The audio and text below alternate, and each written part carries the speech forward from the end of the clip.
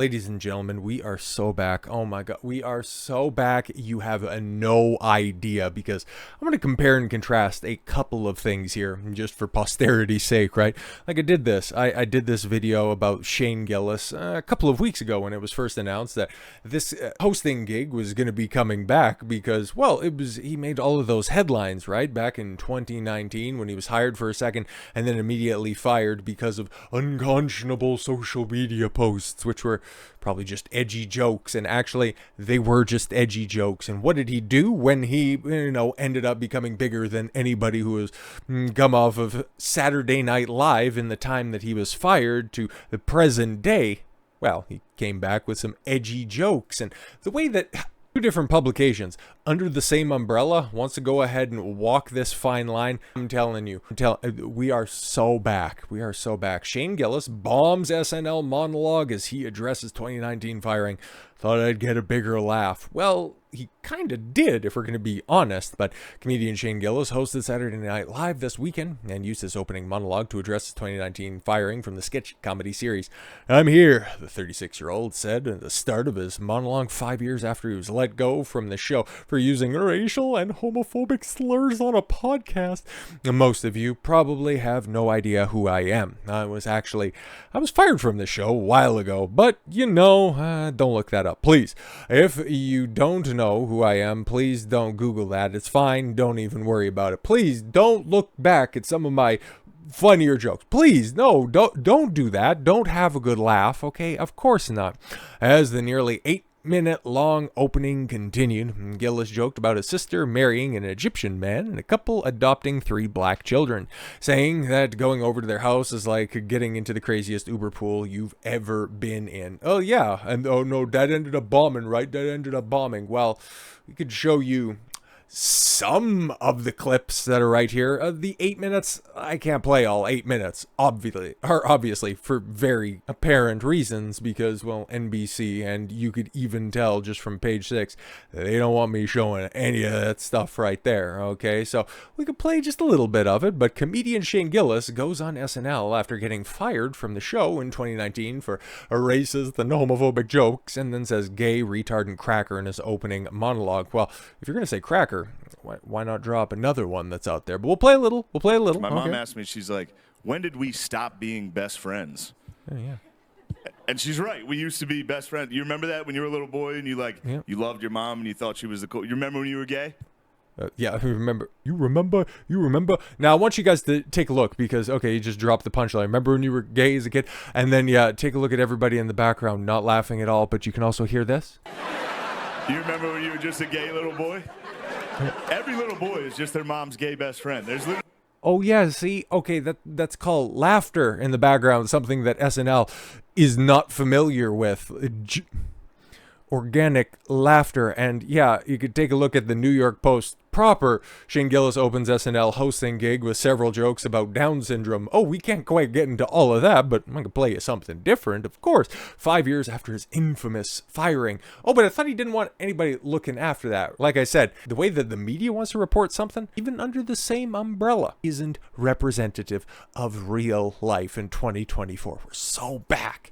Stand-up comedian Shane Gillis hosted Saturday Night Live 5 years after his infamous firing and didn't shy away from making jokes on taboo topics like caning, warning audience members, don't Google that. The controversial funnyman, who was fired from the show, yes, spent a large portion of his monologue talking about his niece with Down syndrome. That's funny as hell. My family and I, we actually opened a coffee shop up in the hometown for people with Down syndrome to work at, and it's going, don't clap. It's going exactly how you think it would. Well, it's still, well, actually, not because of a ton of people getting good service. Everybody's getting apple juice. We don't know how to fix that problem. That's kind of funny. It's about as edgy as you can get on, network television. Versus told page 6 this week that Gillis has been working out his material in Big Apple comedy clubs. That's the way that you do it when you have a hosting gig. You go down to the cellar, you go down, you just do some spots, obviously. Yeah, he's going all in. An insider reporter, the Beautiful Dogs jokester, was famously fired from SNL using a racial slur, and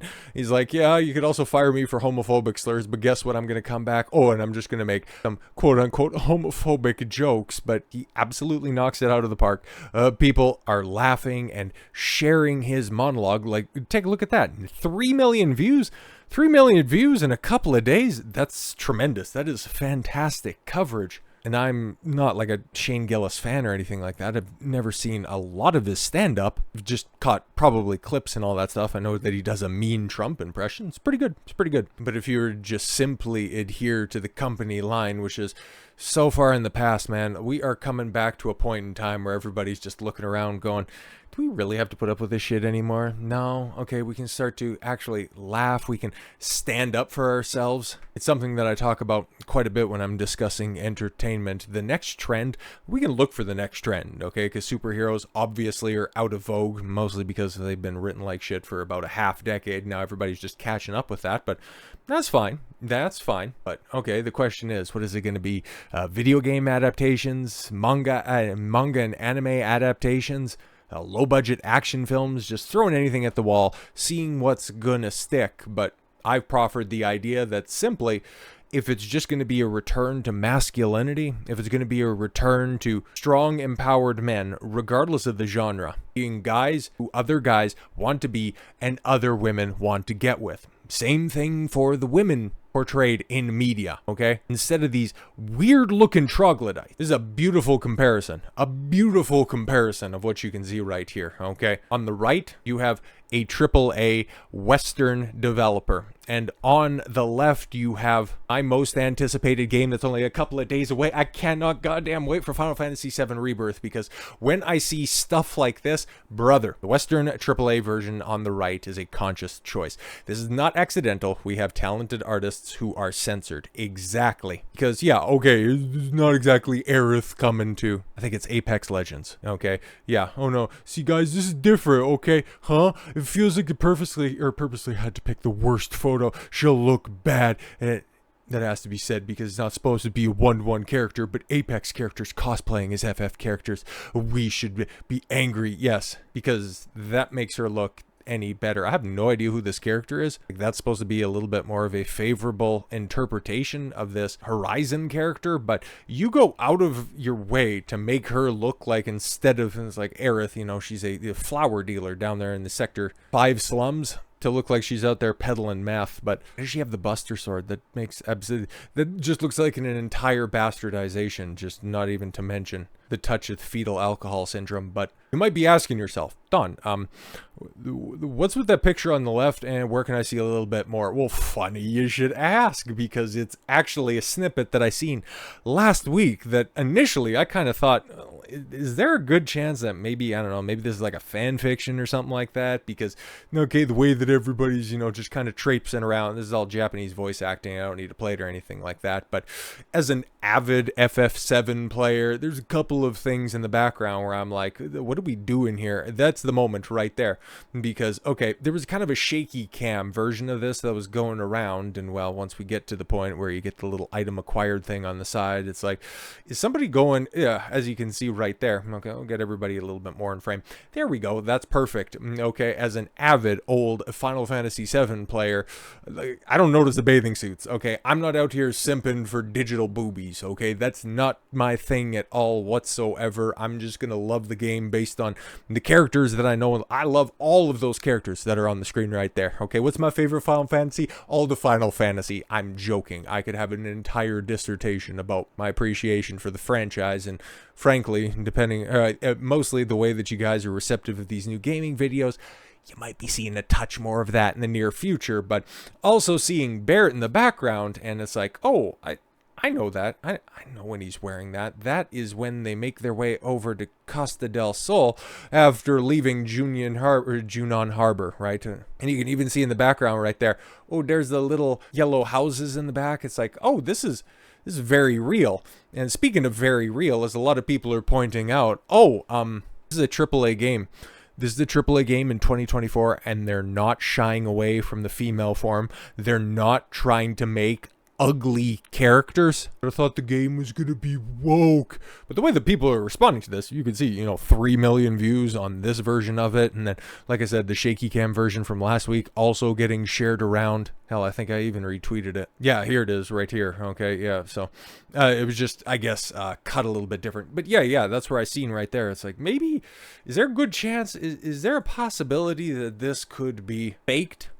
Absolutely not, because now you have the good old games journalists, the journalists coming out. Final Fantasy VII Rebirth isn't out yet. Very close. Thursday. Oh my god, Thursday. But fans are already obsessing over Tifa.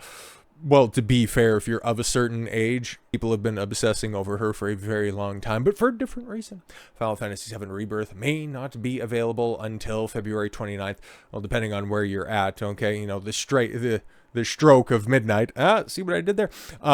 You have the digital version, or if you're like Amazon, they might have fucked up my digital or my physical deluxe version, but I'll have to see. I might end up going digital and then later acquiring a physical copy of it later down the road. But it's neither here nor there. I'm still playing the game. I'm going to be playing the game on the 29th. For the first time in the entire history of my channel, I'm going to be taking a protracted bit of time off to thoroughly go through this game. I've been waiting 4 years for this. But you guys aren't going to notice anything different when it comes to the content. Anyways, a clip of the remade Costa Del Sol section of Final Fantasy VII has gone viral with Tifa trending alongside Aerith. I kind of think that this is going to be, if you played Remake, where they had all the different dresses, I kind of think that this is going to be the payoff as well, where depending on what you do leading up to that point, because that's about, depending if they end up going to the Northern Crater, like I think, and then I also heard from a couple of other people, because I've been thoroughly entrenched in the theory craft. I'm so anticipating this game coming out, but no, I just thoroughly entrenched in this stuff. And Maximilian Dude, okay, normally does fighting game stuff online, but he's also heavy in the Final Fantasy VII stuff. I guess he posited this idea, so yeah, parallel thinking on this one. But yeah, the game Rebirth going all the way to the Northern Crater and then just, you know, stopping right there instead of, let's just say, at the Forgotten Capital. It's kind of funny how we have a spoiler that is, what, 27 years old at this point in time, now coming back into the zeitgeist to be reintroduced as a new age spoiler. That's where some people think it's going to end. I and Max also think it's going to end up at the Northern Crater, because that's probably a good stopping point, so we don't have to wait until the 30th, 31st, 32nd anniversary of Final Fantasy VII in order to get a conclusion to this sequel trilogy, because that's kind of what it is. But anywho, Tifa's popularity isn't anything new, of course, but the fact that she's trending over Aerith upon the release of the game already has fans fiercely debating the ladder's fate. The ladder's fate is telling. Yeah, Tifa's trending in January too, and fans called her to be added to Tekken 8 so much that the Tekken boss, yes, Kazuhiro Harada, had to address it. And yeah, it could be a guest character over there. That's kind of crazy. Costa del Sol section of Final Fantasy VII Rebirth is just one of several cities players can explore. But Costa del Sol in the original wasn't that big of a city, okay? Like, it was, you had a little condo that you could buy for, was it 100,000 or I think it was 1 million gil, right? And then it had a little square where you could kick around the soccer ball, and I don't even remember. Could you go down to the beach? Like, it's such a forgettable spot. It's just normally the place where you land, and then you just continue, because from there you go to Cosmo Canyon, which is going to be so dope. And then, of course, everybody's looking forward to the Gold Saucer, but I'm getting so far ahead of myself. Oh! Anyways, yeah, large portion of the world, and also includes the likes of, yes, Gold Saucer and Junon, the latter of which is explored in the recently updated demo too. Haven't played the demo, not going to play the demo. I just want the full release of the game. I want the full release of the game, and yeah, everybody's giving it, you know, arousing scores, which kind of leads me to believe that we are finally getting past this insufferably woke era of comedy policing, morality policing, and we're finally just gonna go back to appreciating and holding up good storytelling. We are winning 2024 uninterrupted victories. And for me, starts on Thursday. God damn it, I'm so excited for this. So with all that said, thank you all very much for the gift of your time. I've been Don Consuelo. I want you to follow your gut and get after it. Take care, everyone.